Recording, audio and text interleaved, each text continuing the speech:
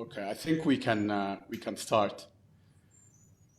I'm giving him a few seconds because I don't know if we're on, but I think we're on. Um, How do I look? you look great. Thanks. So, all right, let me just double check. Can you flash like taken when my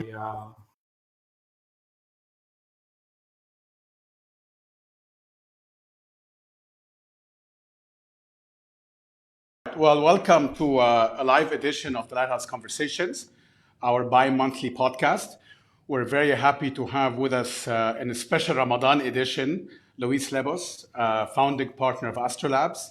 Louis is a friend and I think has a lot of insights when it comes to what's happening in terms of digital transformation, both in the region and beyond. So, Luis, welcome. Thanks for Thank you for having me. coming on short notice. We are happy to have you in what's experimental for us. We typically do this in audio form, so today is a live session. It's a bit different. I'm going to jump right in, Luis. Can you just maybe, for those of, uh, of viewers that don't know Astrolabs, can you give us just a quick overview of your company and what you guys do? Sure, absolutely. You're allowed to call me Luis, but everyone else should call me Louis.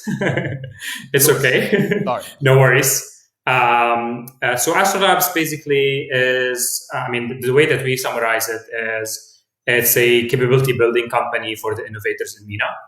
And under that kind of like summarized form is our work with different stakeholders, I would say, in the ecosystem in MENA to increase capabilities around digital tech, have more startups, have more international startups start. So most people see us as two things: our co-working spaces. We have two co-working spaces in Dubai and one in Riyadh, and also our academy. And again, in terms of academy, we have both the public-facing academy, that is our, what we call our open classes. Anyone can sign up to classes ranging from, no-code boot camps, coding. There's an e-commerce class, and our digital marketing one that is one of our most popular. And then the kind of less visible part of our academy that is working with large corporates, universities, and governments on either capability building, running their accelerators and incubators. That's the short summary. Yeah, when we met first, which was many years ago, you had, obviously at the beginning, I guess the first view we had was as a co-working space when you only had one space at the time in Dubai at JLT, right? And then that grew to two spaces. And as you said, you've now gone beyond the UAE to Saudi as well. And you also provide licensing services in a sense, right? So if I'm if I'm a startup and I'm sitting in your space, you would also take care of the licenses for me. Is that correct? Yeah, sure. So quickly on the licensing one to clarify it. So when we started the co-working space, we didn't want to start co-working space. We wanted to make the entrepreneurs' lives easier, right? And having co-working space without a license, in our perspective, was basically not super useful for entrepreneurs who want to start a business, start a bank account, hire people, give them visas and all this stuff. So the co-working space is the envelope, but with it comes like a highly subsidized license, comes everything that you would need from printing to meeting rooms, office supplies, internet, etc., with other support services that you don't have to worry about at all. So you essentially facilitate my entry as a new startup into my company formation early phase, correct? Correct. So you take care of most of these things for me. So basically, you apply to become a member. If we accept you, you start. Next day, you can have a fully fledged office with all of these services. One element is you don't. Some of the companies want a license, right? And this is for someone who either doesn't have a license somewhere else or needs a bank account and residency and all that stuff. But you can also use the co-working space without the licensing facilities as well. Sure. Understood. Yep. Okay, and obviously this is a very unusual time after COVID and the situation we're in. So from your perch and what you're seeing, we're seeing obviously when you look at sort of globally, we're seeing acceleration of certain trends. Clearly, there's a huge acceleration in terms of digitalization. So for companies that are already online or are pure online players, many of them e-commerce, web conferencing, et cetera, they've obviously seen a large increase of volume and demand for their services. I would also imagine some companies, I don't imagine we actually know that, companies that were maybe mostly offline have very quickly started to ramp up to try to go online.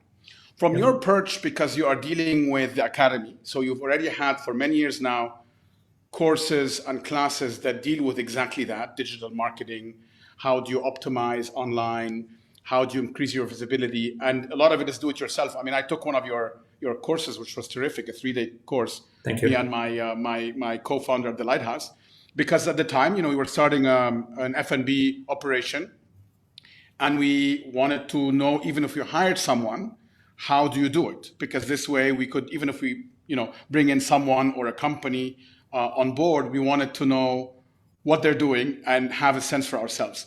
So from your perch on that front, on the startups, but also, as you've said, perhaps corporates and governments and others that you sort of quote unquote advise and work with, have you seen that same trend? Is that very visible to you? Listen, yeah, absolutely. Yeah. I mean, no, definitely. Immediately from week 2, week 1 was panic mode. Obviously, the like 5 stages of grief or something, there's people who are like in denial, all the stuff, panic, etc. But quickly, some organizations started to realize that I need to do something about it. And, in our region, it starts first with the organization, right? It's not, we're kind of like a B2B led region, at least from our perspective, right? Because when someone comes and takes our classes, it's not someone that, it's usually people who are either wanting to upgrade their skills and upgrade their career within an existing organization, or they were let go, right? So even like the B2C demand that we see, someone comes to like set up a company with us, they might have lost their job, and they come and they're like, okay, it's time to do my startup. Someone who also comes to take like our week-long digital marketing class, sometimes they also like lost their job, or they're kind of like worried about their job and they want to upgrade. In good times, actually people want to move up in their own organizations. In bad times, what we see is also like kind of like this B2B led shift. From the B2B side, definitely tons of organizations got in touch, and we realized honestly that this was going to happen.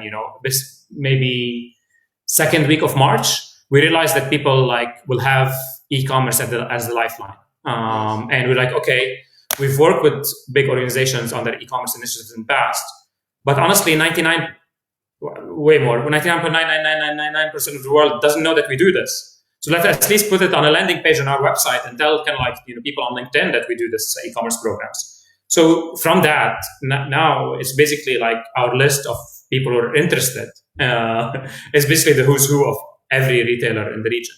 Yeah, but the question, sorry to interrupt you, the question here is pragmatically, right? If I come to you today, so let's use an example here. I'm an offline retailer, whatever I do, and I come and say, Louis, I need your help, and I need to do this quickly and ramp up. And many of those are large organizations, so even to navigate their internal network is not easy. Yep. You cannot really, this is not a 2-week solution, right? This takes time. So what advice would you give? Because it takes companies months, sometimes years, to build up a proper channel online. So how do you deal with that? Listen, if someone wants a 2-week solution, there is a 2-week solution. There's a 1-day solution. What's the 2-week solution? Give me a sense. So 2-week solution is actually much more complex. But the 1-week solution is you can start shipping stuff. You can put your 800 number online, or have people send you messages on WhatsApp and ship them stuff. Depending on how much you want to hustle, right? So there's coffee companies that lost their B2B restaurant business. And they need to start flipping B2C immediately. You can have people WhatsApp you and say 2 kilos and this is the address, and you send it to them. Is this the stable solution? No, but it depends on what you can achieve within that window, right? In a few weeks, you can put a simple website up. Honestly, probably even someone in the organization. People don't realize. Okay, we're not talking about these massive e-commerce plays. But again, we're dealing with crisis. Sometimes there's the short-term play, sometimes the medium-term, sometimes the long-term play. You can put like a simple website up and start selling stuff. Stuff is not that complex. E-commerce was done 20 years ago, and there's a lot of off-the-shelf knowledge that you can do. Okay. That said, my recommendation, because that was your question, is okay. There is going to be this, dip and all stuff, and you can try to, run around trying to solve the super short-term solution. But instead, try to think, okay, what does this fire help me achieve for the long term, right? There's one, there's survival, but two is, what do I want to come out? Let's say, the COVID situation is 4, 5, 6 months, 1 year. Whatever it is, what are you going to come out on the other end doing? If you do the short-term fix, it's not going to be the long-term making you a stronger solution. Yeah, but can we just stay with this example for a minute? I just want to take us through the entire sort of chain here. Mm-hmm. Fine. You've helped me cobble together a quick fix in terms of a website that's functional enough for now. Okay. Yep. Now, how do I get traffic? Because my customer base does not know I have a website. That's not the channel they use with me. So how do I now redirect them to this website? Do I start putting together a budget to spend online on Facebook and Google and so on and so forth? Or what would you recommend? Yeah. No, absolutely. Listen, also it depends on your product category, right? Sure. I'm simplifying, but I just want to go through the entire process. Yeah. But I'm just giving an example. If you're selling golden seeds for Bentleys that are maybe that's different than if you're a coffee supplier. But let's assume you're a CPG coffee type or snacks or something. Hopefully you have something to start with. Maybe it's a email list, maybe it's a list of phone numbers. So, something. If you have nothing, you can also do it, obviously, but you have to start from scratch. And in general, depending on the market segment, and depending on also what is this a product is people that absolutely need? Are they searching for where can I find this thing now? If there's search volume, you can do some research and see, on Google keyword search, is there search volume that's out there that's looking for this stuff? You could see actually there's some really interesting cool graphs that as soon as COVID hit, people were starting to search for stationary bikes, treadmills, this type of stuff, crazy demand. Yeah. And it's actually they disappeared from the whole market. So if there's actually demand, you can harness it by seeing, okay, what kind of Google search traffic I can capture and all this stuff. And honestly, again, if there's demand, referral will be a really important one. The first one I got my treadmill at website X, and they have stock. You should get it too. Etc. And then if it's a product that there's not as much search volume, or maybe there's a little bit too much competition on that, then you can do the other kind of push marketing kind of campaigns, Facebook ads, Instagram ads, etc.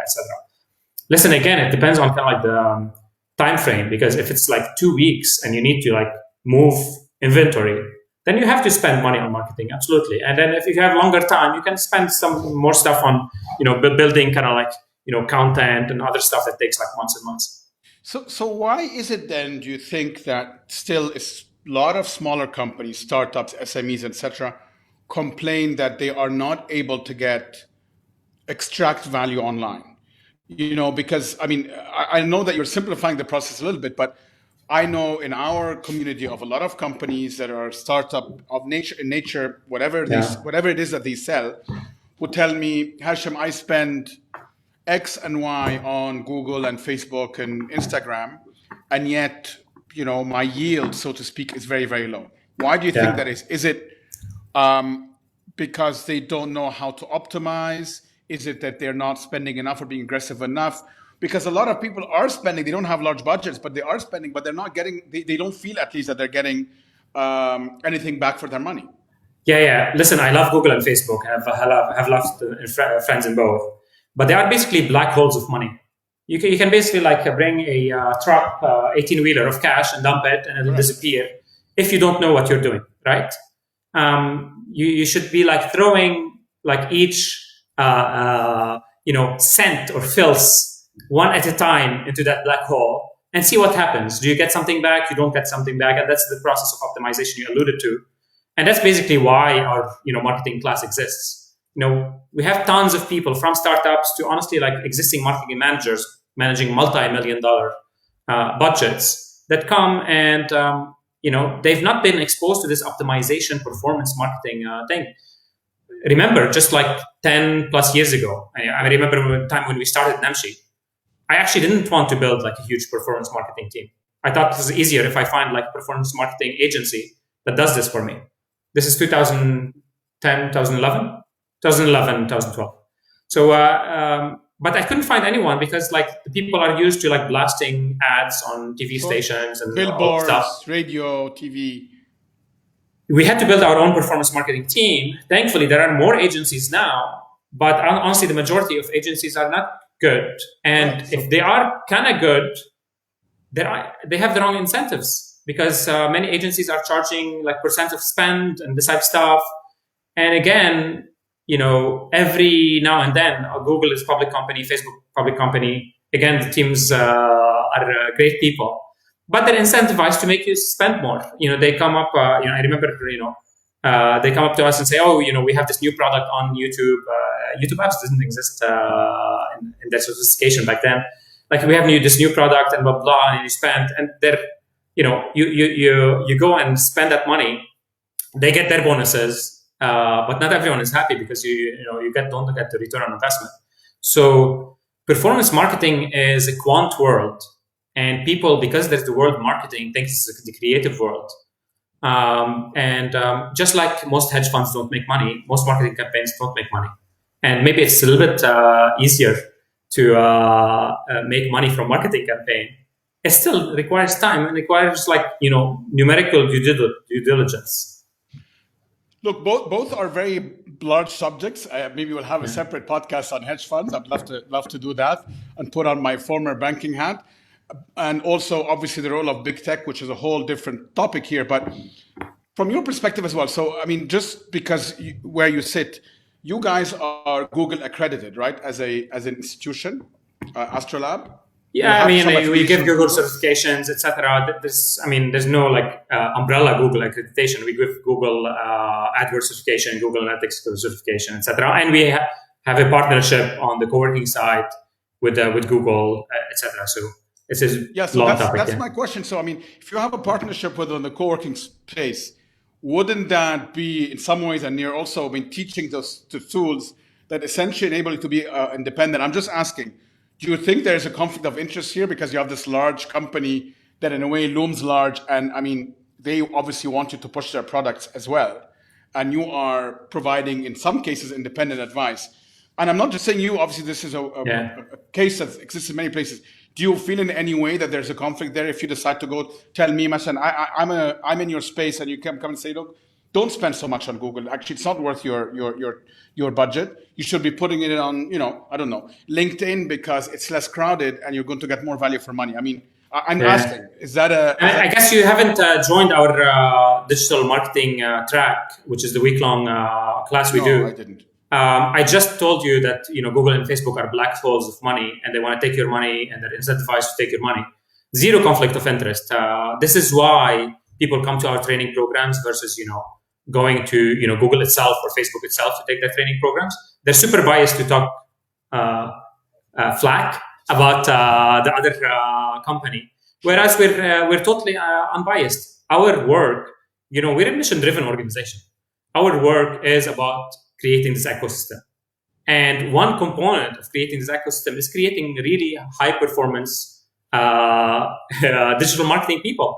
Sure. Because a company from a startup or a bigger company will not grow if they don't really know where each dollar being spent, what kind of return on investment it is. This ecosystem will be still wasting money on marketing, and the money will go to Mountain View and I guess most of them are Mountain View. Your view, Louis, if you would compare the region to other parts of the world, US, Europe, in terms of the sophistication, to this problem we discussed, namely startups or SMEs with limited budgets, finding it difficult to get value for money in their digital marketing and performance marketing. That's probably a worldwide phenomenon, but where would you benchmark us versus other parts of the world in terms of effectiveness? Yeah, listen, we can talk about averages. Generally Yeah, speaking. an average, we're super behind, but you can find people in the region that are like world class. You can find people in the region that are like Silicon Valley grade marketers. Okay. Are they few? Yeah, they're super few. Why But are those we are super behind? Is it because it's just we came in late to the game? Listen, it's not like part of the DNA to know the stuff. If you work, curious. yeah, no, that's my answer. I'm not fighting you. If you worked at eBay and you worked at Yahoo and you know what display ad is, and then you were exposed to Google in 2000, in 2001, and 2004, and 2005, and exposed to Alta Vista before and Excite. It's different than you coming from whatever, from a big advertising agency to be the marketing person of the startup, and you're trying to figure it out. Even if you're smart, there's time to catch up and learn all this stuff. So, and on average, honestly, you should not expect an ecosystem to only drive, to only be driven by like super smart people, because some of the stuff becomes common knowledge, and it's like taking time to trickle. And this is why, honestly, we felt like, because we didn't have the eBays and Yahoos and all the stuff, that we need to short circuit the ecosystem a bit to build these like infrastructure capabilities that we're doing, at Astrolabs, to kind of fast track our development in ecosystem. Last year, we graduated like more than 1,000 people that have done at least our week-long digital marketing class. I think that's like a really huge contribution. It's I'm biased, but it would take multiple Kareems, many Kareems, to create that much performance marketing talent. So yeah. So I'm just from my own sort of previous experiences. So some time back, when I used to be a banker and I was in asset management, I built an asset management business, which was a regional business. I had started my career working for large Wall Street firms. And many other of my colleagues, let's say, that worked with me in that same asset management firm, but also some of our competitors, were similar. They got the building blocks, the toolkit, and then came here and did something from scratch or within a smaller company, and had in some ways, at least during that period of time, the best of both worlds. Meaning, you brought the toolkit that you needed, but you also knew the local market, the nuances, the preferences, the needs. That worked for a while very, very well. And you had seen the first time, this is sort of, early 2000s, let's say, a whole bunch of companies within investment banking, asset management, private equity, etc., that were regional in nature that did very well, for a while at least. Why did we not see something, or not seeing something similar in that world? In other words, you alluded to this earlier. Why do we not today have the super agency that is ex-Googlers and ex-Alta Vista, et cetera, but that also knows preferences speaks the local language? And by speaking, I don't mean just Arabic. I meant like understand the local preferences. Put these two together and you create this phenomenal agency that everybody wants to work with. Why have we not seen that here? Listen, I think, you're specifically talking about why don't we have this like wow performance marketing agency? Yeah, you alluded to this earlier by saying, and I agree with you from my own experiences that you have a bunch of smaller ones with pluses and minuses. Yeah. But you would imagine, you would think that there were some people that have had the benefit of working at the Googles of the world, have come back to this region. Yeah. What I'm finding is interesting, many of them continue to work with the big corporates. So they're working with the Googles even here versus saying, you know what, I have this knowledge now. Let me bring a bunch of other men and women together that are smart and do my own thing. I haven't seen much of that, and I'm wondering why. Listen, one, I guess I don't... there's two thoughts, I guess. This is like a complex question, and it's a very interesting one. I think, one, we do see a little bit of it. We do see people come and start small agencies, and we might not have ever heard of them because they're still small, and it takes time to build a service business. Okay. Two, as you know, service business is hard. So if I'm like a wow performance marketing person, maybe I work somewhere else because one, you have clients yelling at you. Two, collecting money in the region is, I think, worse than like most other places. So, and it's like dominated by these huge government entities and all the stuff that wave a huge check in front of you. But then it's like 6 months or 9 months to collect on this type of stuff. And working at Google in Dubai is comfortable. So that's one element of it. But so was working at Goldman Sachs in Dubai, and still people had decided at the time to try to do something else. Not everybody. Many stayed at the Goldman Sachs of the world. So listen, the other answer, or maybe two others. One is, I do know of some Googlers thinking about it. Okay. Good. Yeah. But this is like market-breaking news. The most advanced performance marketing people at Google are not working in Dubai, right?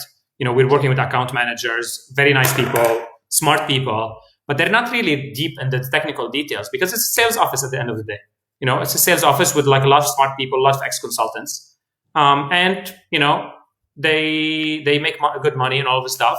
And maybe unlike the Goldman Sachs office, they're not doing deals and all the stuff that they're not learning the craft at a deep enough level to go and start that company themselves.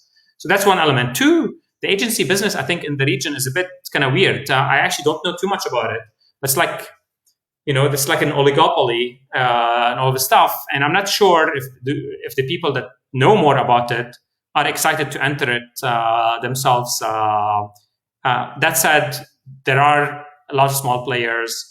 I'm optimistic, but it's not going to happen overnight. Any particular names you care to share in terms of companies that you think, if I were today starting a company, to speak to, agencies that you respect or like? No, I prefer not to be honest. Okay, no worries. I'll probably forget some, or if I recommend some and it doesn't work, someone's no problem. I'll put you on the spot. No issue. Let's shift gears here a little bit and talk a little bit about you. So I want to kind of rewind here and go back. You tell us a bit of the story. So you grew up, we're going to go from the beginning quickly, but you grew up in Lebanon and then went to the States for college, then stayed, worked, and you've straddled a number of interesting cities, not the ones that one would expect typically. So, and then you wound up staying, how long was your entire stay in the States? Quite some time. It was 10 years. 10 years inclusive of business school, right? Yeah. So it was basically 4 years undergrad and around undergrad, 4 years of work and 2 years of business school. And you worked in Cleveland and Philadelphia. So you just left your school and said, I want to go to Cleveland? No, I left my school, this was 2004. Mm-hmm. I wasn't sure. I started school actually thinking about I'm going to become a physics major. Okay. And I transferred to engineering. And then during it, I got the exposure to entrepreneurship. That's a separate story on its own. And I realized that actually, I kind of want to get exposure to the world of business. Mm. But we were coming out of the 2002, 2003 recession, if you remember. And it's not like they were flooding, especially to people in engineering schools and state school in North Carolina, being flooded with offers, all this stuff. So I ended up super luckily a few months after graduation with this offer to join a manufacturing company, but very diversified. And I started in their inside sales team. And I thought, honestly, for a super nerdy engineer, nerdy is nerdy. This is trial by fire of get out there and speak to people and all the stuff. The job was a lot on the phone. Although it was not an outside sales job, not knocking and selling Bibles or whatever, but selling Tupperware. It was actually still talking to people on the phone the whole time. The outside sales people, customers, and all the stuff. Super different than the ultra nerdy world of engineering and physics. So the management in that organization kind of realized that this guy is kind of weird in some ways, but in good ways. So they enrolled me in this program called the Leadership Development Program, which is a rotational program they do to develop the general management cadre of the organization. So from there, it was mostly kind of these are your options. I think actually the first one, maybe Cleveland was the first one, I forgot, or Ann Arbor, Michigan. And it was around 9 months in each position. totally different function of the organization, totally different division. No one. A truck would come, take all of my stuff from my apartment. It's not like I'm going like in a hotel and stuff. Like take everything, break the lease every year. Sign a 1-year lease, break it at 9 months, and then like go to a new city. No one, new function, new organizational stuff. Amazing experience. Work with incredibly smart people. But that's the big but is it's manufacturing. So a lot of my assignments were closing plants, shutting down plants in Michigan, in New Jersey, and other places, and like moving them, seeing that kind of like when you see it face to face, it's super heartbreaking. By the way, yeah, you're getting your hands dirty. I mean, it's like at the heart core of. So I was getting my hands dirty. I was getting my hands dirty all the time, but this was getting your hands dirty and being depressed about like people losing their job, shipping the jobs to Mexico. Sometimes when it didn't make sense, but for tax reason, it makes sense because if you put it there and then you have your Swiss entity own it. So I became a little bit kind of like negative on the whole manufacturing world. Is that what Ross Perot said, the giant sucking sound? I don't know if you I lived for 3 months on the border, exactly. I would drive every day between McAllen, Texas and Reynosa, Mexico to do that. That may be a little bit kind of cynical about the whole kind of like manufacturing world in the US. And I was like, you know what? I need to do something else, whatever it is. So I applied to business school and got in and went to HBS. And when was the entrepreneurial bug planted? Was it HBS? Was it when you came back to the region? It depends on how small the bug is. The bug was there from like way earlier. So did you know all along that ultimately you want to work for yourself and not be working for a corporation or part of some larger organization? That one was for sure. Okay. I never kind of like thought that I would work for like someone else for forever. From I think when I was like even younger. Since like McKinsey and others were more to learn particular tools, not because you wanted to become a senior partner in McKinsey. Nothing against that. I'm just trying to understand. Yeah. Listen, I think since I was a kid, I always thought that I'd be doing my own stuff and all this stuff. When you talk about bug, there is like a occasion that happened where I was sitting in engineering class and a professor walks in, not our professor, and says, "We're starting this engineering entrepreneurs program. Anyone interested to join it, contact me." I contact him. It was a program that exposes you on a weekly basis to startups. This is you're talking 2002, and then all your kind of like design projects in engineering are just made to be a startup. Whatever theoretical one, but you kind of get that. Our spring break. Most of my classmates were going to Cancun and all of the stuff. And our spring break was to the Silicon Valley in 2003, where we met Steve Wozniak. We had lunch with him. We met like startups. Back then, startups were super different because there are a lot of hardware at that stage. People were playing a lot with phones and the new form factors happening with the keyboards. Anyway, that's where the bug was. Okay. That said, the context is I grew up with no money.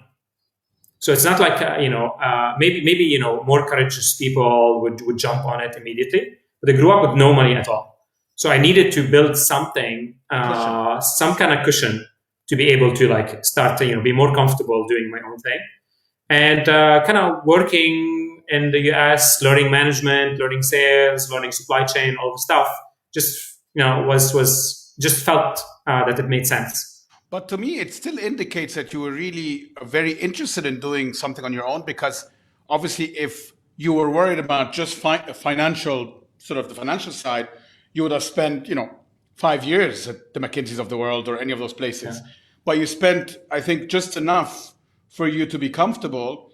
And then when you came here back to the region, Namshi was a startup at the time, right? So this was a high risk type of opportunity. So I guess a couple of things. You asked earlier about why consulting and all this stuff. I was in business school, and again we were coming out of the 2008-2009 recession.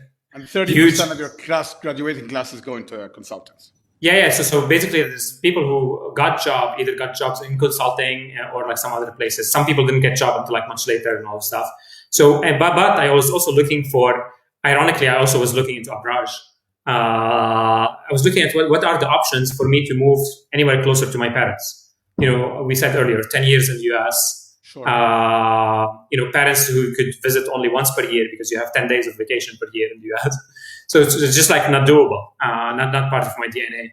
So I was looking for anything closer to Lebanon. And the offer came from McKinsey Dubai, and I took it and spent a bit less than a year there. And when Muhammad sends an email out to the whole office saying, I'm planning on leaving, I'm leaving to start a new company, I reply immediately saying, like, is this for real? And he says, yes, let's talk. Just to explain, Muhammad is your current co-founder. He's my current co-founder and my previous co-founder with Namshi. Okay. Muhammed Mekki. People probably know him.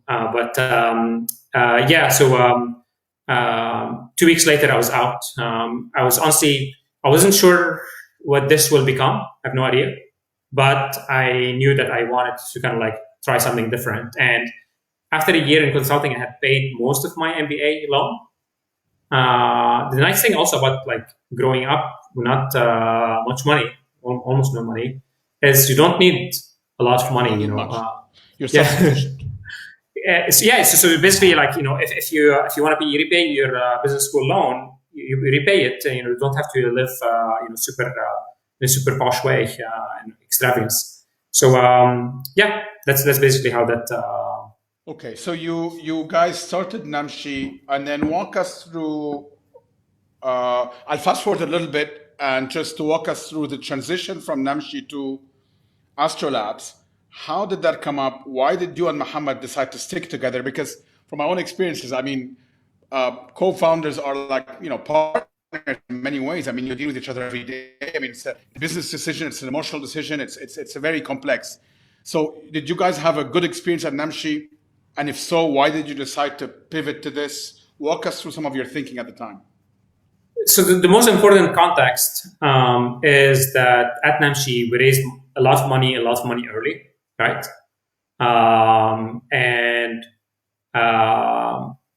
That is one of the lessons that I kind of like, go 180 degrees against right now. When you do that, the company grows like, I mean, if you invest the money correctly, right? There's like a million examples of companies wasting all that money. But if you invest the money correctly after you raise it, you can grow quickly. But then the control component of the company ownership goes away, right? And by control component, are you talking about dilution of your ownership, or are you talking about company culture, or both? No, so company culture, thankfully, the people that at least worked at Namshi then can we were able to shape it like in a deep way. And this is why also a lot of talent that is still across the region now still talks about like the amazing days of Namshi time. But you don't have like a strategic decision capabilities, right? You're always fighting the investors on this and that and all the stuff. And we had one of the worst, obviously, investors. People might not know it, but this a investment company called Rocket Internet in Berlin, and they have like a reputation for being super aggressive. Sure. And listen, you do something new and risky, and they were the ones that took that bet. But at the same time, you're just when you took the money, did you not go and do some due diligence and go to maybe some other portfolio companies and be like, hey guys, you took money from Rocket. What's been your experience? No, listen, these conversations had happened before I even joined Muhammad. This was kind of like Rocket was already there. Yeah, the Rocket was planning on starting something in the region, and it was going to be something like Noon Style or something else. And around those last weeks before I joined, they were discussing kind of the fashion e-commerce model. So it's not we started the company, bootstrapped it, then we were picking on the investors and all stuff. It was there's this seed money, a couple $1 million, and we can start this venture. And that kind of made stuff easier. Because remember, in fashion e-commerce, you spend a lot of money on inventory. And it's just basically impossible to do it otherwise. Just impossible to do it. You cannot, I don't know if any fashion e-commerce company has ever been like bootstrapped at the beginning. A brand maybe, but like a retailer, no. Very few. Not the ones that, as you said, that the traditional model of owning your, perhaps the ones that can kind of find some kind of consignment model, but very hard. So just within that context, because you alluded to this earlier, so when you started Astrolabs, you went kind of the other extreme. So when I asked you the other day, I was like, you guys are venture funded, because I assumed so, because you're now you have, 3 different cities, I guess, 3 or 4 different cities. So, this costs money, right? to build place, you have a co-working space, to build on your program, etc. And you were like, no, we're completely bootstrapped. So was this sort of a complex, quote unquote, coming from your Namshi days? And the follow-up question to that is, when you're bootstrapped now, is there days where you go back and say, you know what, maybe we should have raised a little bit of money because we can move faster, and this way maybe other competitors or others cannot catch up as quickly, just to get the perspective? So listen, I think different models force different decisions and financial strategies. We could not have done Namshi at all bootstrapped, so we had to take money from whom is a different story, and was it Namshi or something else, a different story. But when we were doing Astrolabs, we knew it was like just at the top is like a mission-driven company that is going to do an impact in this region, but we didn't know anything else. And when you want to be, experimental and opportunistic, it's easier not to have investors. 100%. Yeah. 100%. You can move, you can try different things, you can fail, you can stand up. But this was at the beginning. That I get completely. Yeah. And by the way, I mean, just kind of on a personal anecdote, when we started the Lighthouse, because we didn't come from that business at all, was exactly the same. We bootstrapped it with self-finance because we said, you know what, if we make the mistakes or if we fail, we don't want to string others along. And we only started looking at outside financing when we felt we had a footing, with the exception of a few very close friends and family. So that I completely understand. But now you're further down the line. Your business is quote unquote set. You have a number of business lines, which you described earlier. So why wouldn't you now go and so that you can be in, I don't know, Cairo and Muscat and Beirut and so on and so forth? I'm not saying it's the way to go. I'm being devil's advocate. I just want to hear your view. No, absolutely. Listen, one, I don't think the business is set. We're still opportunistic. We still think that we could be 100 times bigger. And I kind of don't want investors. I'm in Portugal right now. I spend my summers in Portugal. I pick my team. I pick the projects we want to work on. There's kind of no reason. Speed for me is not like a good thing. We could do stuff faster, but why? So I'm going to push back some more. Sure. You could have investors that are aligned. They don't have to be the rocket type. I mean, you can have an investor that's silent, that's very much, and tells you, you know what, you, Louis, you and Muhammad, go ahead, spend as much time you want in Portugal. I don't care. Try different things out. It's not just, so I'm just pushing back because I want people that are listening to understand, because I think those are the kind of, forks of the road that many of us face when you start businesses. And there's no right or wrong here. So I want to just kind of get... No, listen, about 4 or 5 years ago, we entertained a group of people that wanted to put money to scale the co-working business in Astrolabs. And after a couple of months of kind of entertaining it and even building a model, we're like, you know what? No. Because we just, not sure on this model itself, and we want to do whatever we please. So that group was a nice group. I'm not saying the investors in essence is friendly people that can work with you. If you do know someone who wants to give me a bunch of millions of dollars and will never ever talk to me again, maybe I'll talk to them, and they're always amazing advice. Whatever I decide on doing, listen, I'll entertain it. But right now, you know who's doing that? Our customers. Our customers are giving us millions of dollars, and we're using that to finance the company. 0 salary cuts at Astrolabs. Everyone getting, no salary cuts. a good chunk of the team is getting like 100% of the salary right now, and there's some people like with small delays. So why? I'm in no rush to go anywhere. In terms of co-working, let's go back to that point of no rush. That's sort of very, very against a lot of what we see and what we learn in places like HBS and others, right? It's like the run, the whole model of sort of, you have to scale it quickly, and the Facebook break things and blah, blah, blah. So I like this philosophy. I want to go a little bit deeper into this. Why are you okay with the concept of let me take my time and do it as it comes?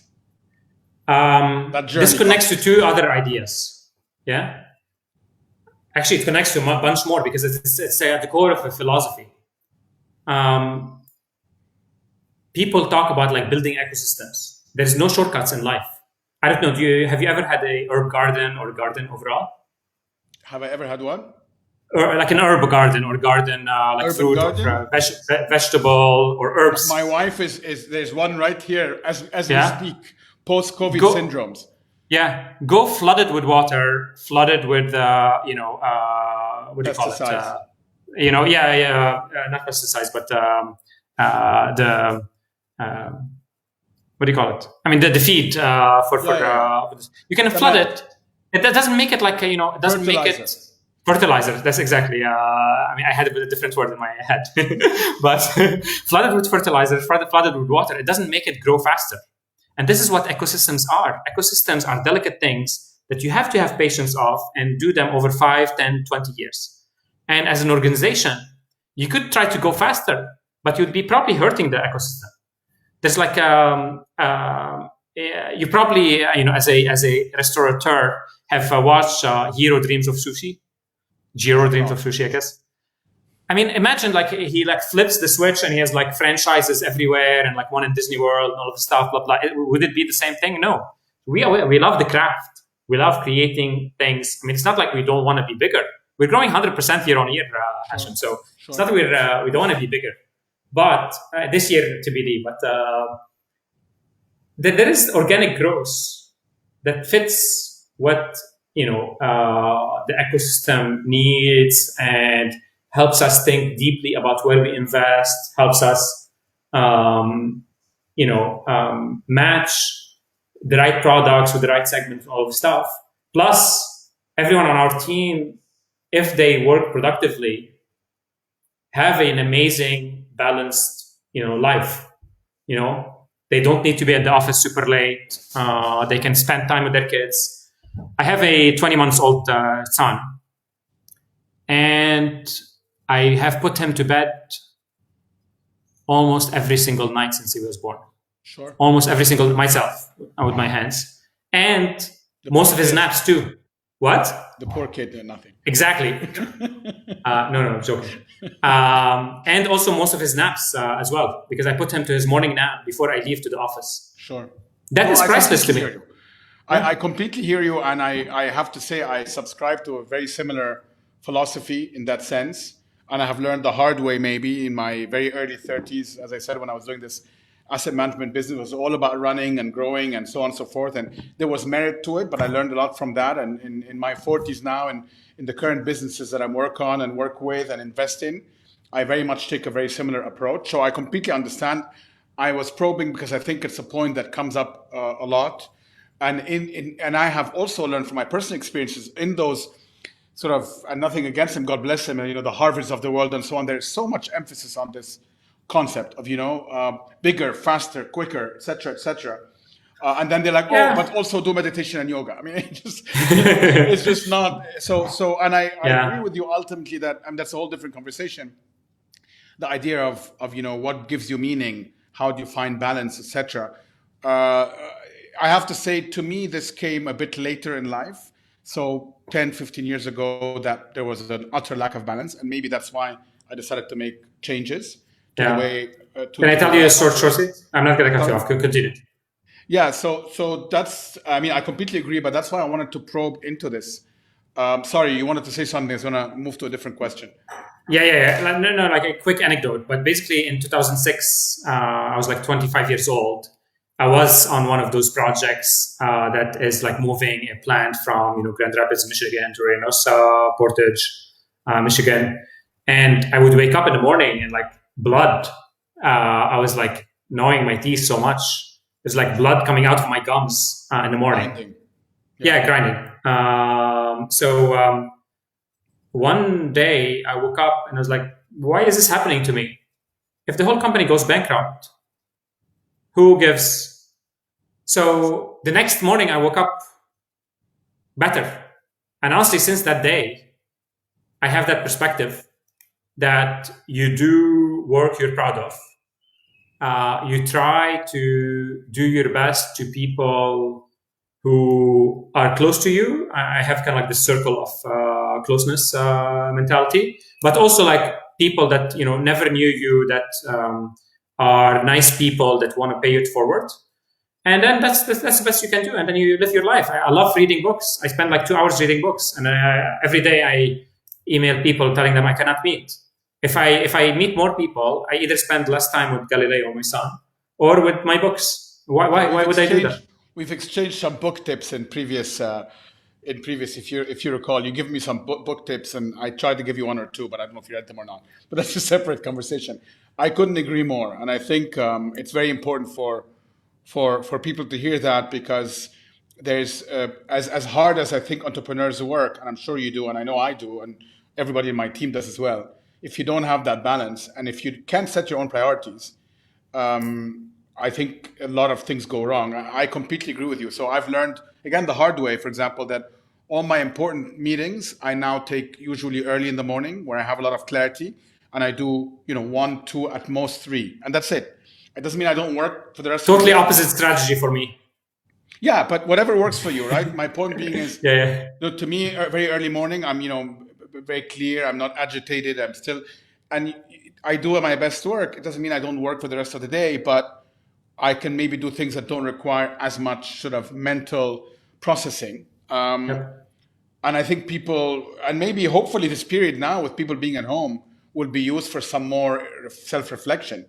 But I wanted to break the stereotype of every startup has to raise an enormous amount of money early, and many of them, as we well know, including the ones that have done really, really well in terms of exits, the Kareems and others that you mentioned, even those business models are challenged, let alone smaller companies. Yeah. And then secondly, the issue of, as entrepreneurs, that sort of it has to be all or nothing, that you can't have balance, you can't find. Okay, well, we have a few more minutes left. I just want to quickly ask you, given the current situation, I blocked 3 hours for this, by the way. Oh, perfect. Well, you're going to be on your own for the next 2, but but I'm glad you did. So, obviously, some elements of your business now might be under some pressure given the COVID situation. Especially the co-working space. As you're looking, and it's hard to say today, but I want to get your thoughts forward. I mean, when people are worried about social distancing, they're worrying about, all of these things. Do you think you're going to have to reconfigure parts of your model, or do you believe that it's just a matter of time, and if you kind of are able to survive and kind of grind through this period, you'll go back to the same thing? Yeah, number 2, same thing. People, I think the pandemic is super, super important and a serious threat to all of us, and should take it seriously. But honestly, in the long term, it's nothing. In the long term, it should teach us, some lessons. But life will go back to normal. In the meantime, we will, obviously, people will social distance within the space. People will find their kind of comfort. Maybe some people will not be comfortable with co-working space and they'll leave. But what we found is, as soon as the co-working space never closed, by the way, because it's an office, so you cannot block it for people. It never closed since we opened it 5 years ago, not even one day. So people were going all the time, but now people are so happy to be back. People crave human contact. Yeah, humans are social creatures. The people that are thinking that okay, we might do some more webinars. I might do some more webinars, but not as much as we're doing now. But I'm definitely gonna do way fewer Zooms and all this stuff. I'm gonna go meet people. Yesterday, my wife and I went to dinner in Lisbon.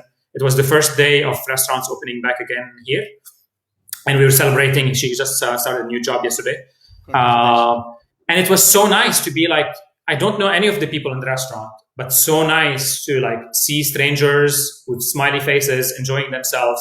I'm really excited for you guys to when are you guys reopening? We'll see. I mean, you know, sooner hopefully rather than later, but obviously we're just waiting for it. That's a whole different conversation, but our model is as such that our customers have to be coming in happy and able to relax. And until that happens, we don't expect it to be 100% as it was before, but I need to be able to give you that feeling. And currently with the regulations of 30% capacity, et cetera, it's disposables, it's hard to do. Yeah. So we're just waiting for the right time. But for sure, listen, people will come. The opening as well. And they will come with alacrity. I have 2 co-working spaces in Dubai, and we have a 3rd office that you've seen in Courtyard that's really beautiful. Correct. And I still, at least 1 day per week, I go work from a cafe because I love being around other humans.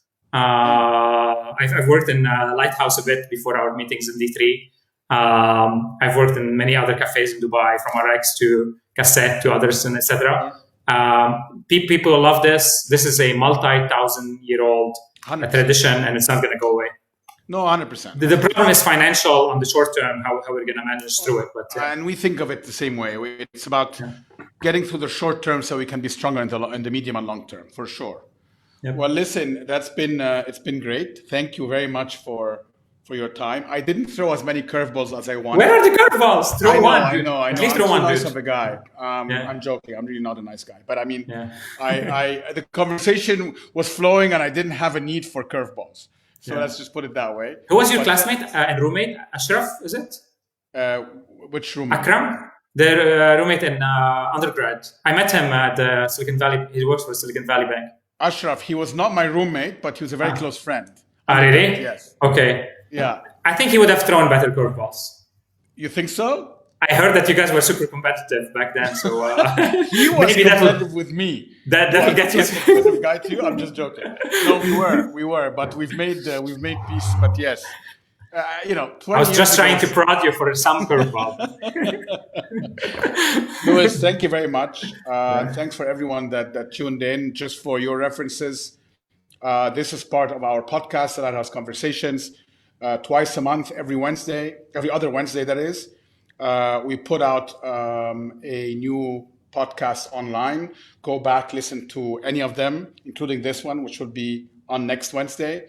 Go to the. I listened to 2 and I really enjoyed them. Did you? Very well. Thank you. Yeah. The Juba and the Kitopi one, I really super enjoyed. It's because I have good guests, but no, it's a great. Look, I love doing it, and hopefully you guys do as well. And thank you so much. This will be also be put online, so you guys can go to the lighthouse.ae / I couldn't even remember /podcast, and this will be our newest conversation coming up. Thank you very much. Thanks, Louis, and congrats to your wife. And say hello to everyone. Thank you. Thanks. Bye.